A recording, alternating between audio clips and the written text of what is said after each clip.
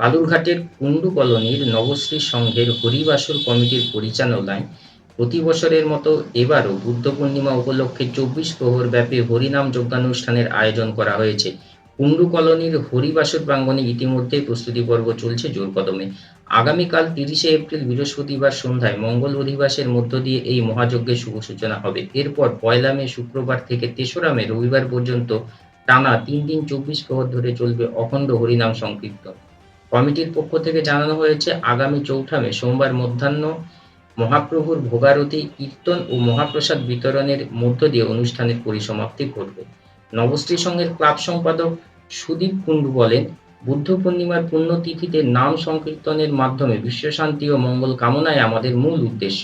এলাকার সকল ধর্মপ্রাণ মানুষকে হরিনাম শ্রবণ ও মহাপ্রসাদ গ্রহণের জন্য সাদর আমন্ত্রণ জানায়।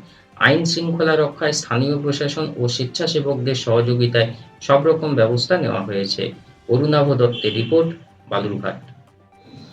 বালুরঘাট নবশ্রী সংঘের হরিবাসর কমিটির পক্ষ থেকে জানানো যাচ্ছে যে আগামী ৩০শে এপ্রিল বৃহস্পতিবার অধিবাসের মধ্যে দিয়ে আমাদের নাম সংকীর্তন অনুষ্ঠান শুরু হবে।